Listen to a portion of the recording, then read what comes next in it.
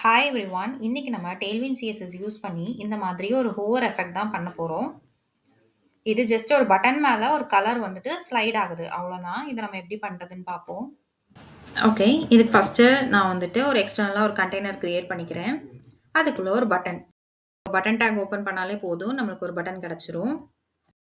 அதுக்கு மேல நீங்க வந்துட்டு பார்த்திருப்பீங்க. ஒரு பர்பிள் பேக்கிரவுண்ட் வந்துட்டு அப்படியே ஸ்லைட் ஆகி வந்த மாரி இருந்துச்சு. அதுக்கு தான் இந்த ஸ்பான் டேக். நான் இங்க வந்து பட்டனுக்கு மேல அந்த கலர பிளேஸ் பண்ண போறேன். அதுக்கு மேல தான் இந்த ஹோவர் அப்படிங்கிற வார்த்தையும் இருக்க போகுது. ஓகேவா? பட்டன் டேகுக்கு மேல ஒரு கலர வந்துட்டு ஸ்லைட் பண்றதுக்காக குடுத்துருக்கேன். அதுக்கு மேல தான் இந்த ஹோவர் பார்டர் எஃபெக்ட் அப்படிங்கிற இந்த டெக்ஸ்ட்டையும் நான் வந்துட்டு பிளேஸ் பண்ண போறேன். சரியா? நார்மலா உங்களுக்கு அந்த எஃபெக்ட்ட பார்க்கும்போது, ஒரு பேக்கிரவுண்ட் கலர் அப்படியே ரைட் சைடா க்ரோ ஆகுற மாரி தான் இருந்திருக்கும். ஆனா, இங்க அப்படி கிடையாது. ஒரு பட்டனுக்கு மேல இன்னொரு லேயர் நான் வந்துட்டு பிளேஸ் பண்ண போறேன். அந்த லேயருக்கு தான் நான் பேக்கிரவுண்ட் கலர் குடுக்க போறேன். சரியா? இப்போ இத ஒன்னொன்னத்தையும் நான் ஸ்டைல் பண்றேன். ஃபர்ஸ்ட்டு அவுட்டர் கண்டெய்னர ஸ்டைல் பண்ணலாம். Display flex. ஸோ இந்த ஃப்ளெக்ஸ் கண்டெய்னர் வந்துட்டு எதுக்காக அப்படின்னா, பட்டன வந்து பெர்ஃபெக்ட்டா சென்டர் கொண்டு வரதுக்காக தான். ஸோ ஹைட் வந்துட்டு நான் ஸ்க்ரீனோட ஹைட் எடுத்துக்கோ அப்படின்னு சொல்லியிருக்கேன். பேக்கிரவுண்ட் கலரும் கிரே அப்படின்னு சொல்லி குடுத்துருக்கேன். ஸோ அப்ளை ஆச்சா? இங்க வந்துருச்சா நம்மளோட பட்டன்? வெர்டிகலாவும் சென்டர் ஆச்சு, ஹாரிசான்டலாவும் சென்டர் ஆச்சு. நெக்ஸ்ட் பட்டன கொஞ்சம் ஸ்டைல் பண்ணுவோம். பட்டனுக்கு நான் பொசிஷன் ரிலேட்டிவ் குடுக்குறேன். ஃபர்ஸ்ட்டே சொன்ன மாரி தான், நான் பட்டனுக்கு மேல தான் இந்த லேயரையும், இந்த ஹோவர் பார்டர் எஃபெக்ட் அப்படிங்கிற அந்த லேயரையும் பிளேஸ் பண்ண போறேன். ஸோ நார்மலா ஒரு எலமென்ட்க்கு மேல இன்னொரு எலமென்ட்ட பிளேஸ் பண்றதுக்கு நம்ம யூஸ் பண்றது position relative and position absolute. எப்பவுமே பொசிஷன் ரிலேட்டிவ்க்கு மேல தான் பொசிஷன் அப்சல்யூட் வந்துட்டு இருக்கும். ஸோ இங்க பட்டன் பேரண்ட் எலமென்ட்க்கு ரிலேட்டிவ்னு குடுத்துட்டேன். மீன்ஸ் பிஎக்ஸ் அப்படின்னா பேடிங் எக்ஸ் ஆக்சிஸ் அப்படின்னு சொல்லிட்டு அர்த்தம். ரைட்லயும் லெஃப்ட்லயும் ஈவனா பேடிங் அப்ளை பண்றேன். பிஒய் அப்படின்னா பேடிங் ஒய் ஆக்சிஸ்னு அர்த்தம். ஈவனா டாப்லயும் பாட்டம்லயும் நான் வந்துட்டு அப்ளை பண்றேன்.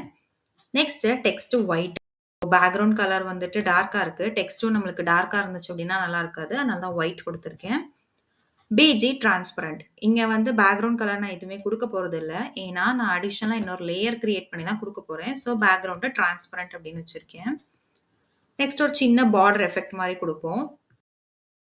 பார்டருக்கும் பர்பிள் தான் குடுத்துருக்கேன். ஸோ தெரியும்னு நெனைக்கிறேன்.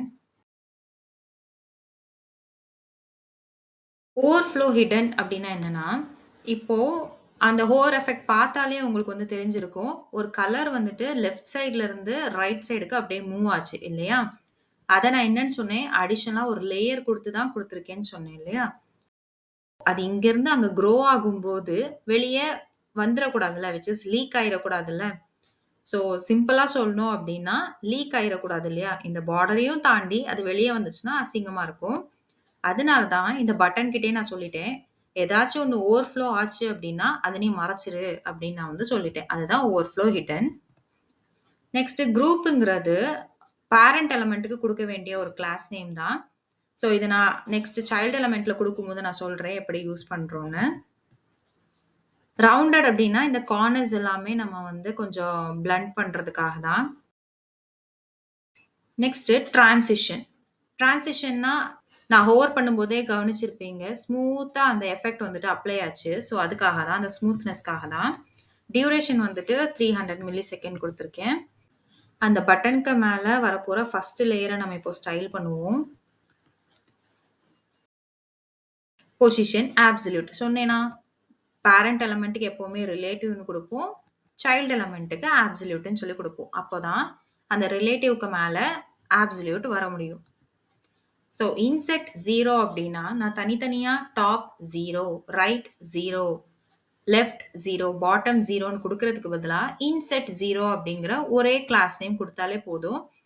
எனக்கு டாப்பு, ரைட்டு, பாட்டம், லெஃப்ட் எல்லாத்துக்குமே 0 அப்படிங்கிற வேல்யூ அப்ளை ஆயிரும். ஏன்னா, அது க்ரோ ஆகும்போது எல்லாத்துலயுமே அந்த பிகினிங் பாயிண்ட்ல தான் அது இருக்க போகுது. அந்த ஒரு ரீசன்னால. பேக்கிரவுண்ட் பர்பிள்னு சொல்லிட்டேன். ஸோ தெரியுதா? அந்த பட்டனுக்கு மேல ஓவர்லே ஆயிடுச்சா? Next transform. So transform, translate அப்படின்னு சொல்லி குடுத்துருக்கேன். ட்ரான்ஸ்லேட்னாலே ஒரு விஷயத்த வந்துட்டு மூவ் பண்றது தான். இல்லையா? நான் இங்க வந்துட்டு அந்த மேல ஒரு கலர் இருந்துச்சுல்ல, அந்த கலர மொத்தமா லெஃப்ட் சைட் கொண்டு வந்துட்டேன். தெரியுதா வேல்யூ? -100%ன்னு குடுத்துருக்கேன். மேல ஓவர்லேப் ஆகியிருந்த அந்த கலர மொத்தத்தையும் லெஃப்ட் சைட்ல கொண்டு வந்து மறைச்சு வச்சிருக்கேன். அண்ட் என்ன சொல்லியிருக்கேன்? அத ஹோவர் பண்ணும்போது, அது ரைட் சைட் நோக்கி க்ரோ ஆகணும் அப்படின்னு சொல்லியிருக்கேன். தெரியுதா? ட்ரான்ஸ்லேட் எக்ஸ் 0 அப்படின்னு சொல்லி குடுத்துருக்கேன். ஃபர்ஸ்ட் நான் வந்து -100% குடுத்து, அத மொத்தமா லெஃப்ட் சைட்ல ஹைட் பண்ணி வச்சிருந்தேன். இப்போ ட்ரான்ஸ்லேட் எக்ஸ் 0ன்னு குடுத்து, அத ஹோவர் பண்ணும்போது ரைட் சைடு வர அது க்ரோ ஆகுற மாரி குடுத்து வச்சிருக்கேன். Next transition, transform. தெரியுதா? அந்த ட்ரான்சிஷன், ட்ரான்ஸ்ஃபார்ம்ன்னு குடுத்த உடனே ஆட்டோமேட்டிக்கா நம்மளுக்கு ஒரு ஸ்மூத்னஸ் கிடைக்குதா? ஓகேவா? அது க்ரோ ஆகுறதும் கிளியரா தெரியுதுன்னு நெனைக்கிறேன். லெஃப்ட் சைட்ல ஃபர்ஸ்ட் இருந்தது. நான் ஹோவர் பண்ணும்போது ரைட் சைடு நோக்கி அது வந்துட்டு போகுது. டியூரேஷன் 500 குடுக்குறேன். ஸோ தட் உங்களுக்கு இன்னும் கொஞ்சம் ஸ்மூத்தா தெரியும். தெரியுதா? ஸோ -100% ஹோவர் பண்ணும்போது 0. நெக்ஸ்ட்டு நம்ம அந்த பட்டன்ல இருக்கிற அந்த நேமுக்கு கொஞ்சம் ஸ்டைல் பண்ணுவோம். ஏன்னா, ஹோவர் பண்ணும்போது அதுதான் ஃப்ரண்ட்ல இருக்கணும் இல்லையா? ஆனா இப்போ நம்மளுக்கு எப்படி இருக்கு? வேர்ட்ஸ் வந்துட்டு மறைஞ்சிருது. ஸோ மறையாம இருக்கிறதுக்காக நான் என்ன பண்றேன், Z இண்டெக்ஸ் 10 அப்படின்னு சொல்லிட்டு குடுக்குறேன். Z இண்டெக்ஸ்னா ஆர்டர் வைஸ் அரேஞ்ச்மென்ட்ன்னு சொல்லுவாங்க. இப்போ ஒரு எலிமெண்ட்டுக்கு மேல தான் இன்னொரு எலிமெண்ட் பிளேஸ் ஆயிருக்கு. ஸோ அந்த இதுல யாருக்கு ஃபர்ஸ்ட் பிரையாரிட்டி அப்படின்னு சொல்லிட்டு குடுக்குறது தான் அந்த Z இண்டெக்ஸ். தெரியுதா? இப்போ அந்த ஹோவர் பார்டர் எஃபெக்ட் அப்படிங்கிற வேர்ட் வந்துட்டு ஃப்ரண்ட்ல வந்துருச்சா? குரூப் அப்படிங்கிற அந்த கான்செப்ட்ட சொல்றேன்னல்ல. பேரண்ட் எலிமெண்ட்டுக்கு நம்ம குரூப் அப்படிங்கிற கிளாஸ குடுப்போம். சைல்ட் எலிமெண்ட்ல அத ஹோவர் பண்ணும்போது எனக்கு இது டிஸ்ப்ளே ஆகணும்னு சொல்ற மாதிரி. ஸோ பேரண்ட் எலிமெண்ட்ட நான் ஹோவர் பண்ணும்போது எனக்கு இந்த எஃபெக்ட் அப்ளை ஆகணும் அப்படிங்கிற கான்செப்ட்டுக்காக தான் நான் அங்கேயும், இங்கேயும் குரூப் அப்படின்னு சொல்லி குடுத்து வச்சிருக்கேன். ஓகேவா? அப்பதான் இதுக்கு தெரியும். ஓ! பேரண்ட் எலிமெண்ட்ட ஹோவர் பண்ணும்போது, இந்த ஒரு பர்ட்டிகுலர் கிளாஸ நம்ம எக்ஸிக்யூட் பண்ணணும் அப்படின்னு சொல்லிட்டு தெரியும். ஓகேவா? இது வந்து நான் சும்மா குடுத்த நேம் கிடையாது. டிஃபால்ட்டா உள்ள கிளாஸ் நேம் தான். ஓகேவா?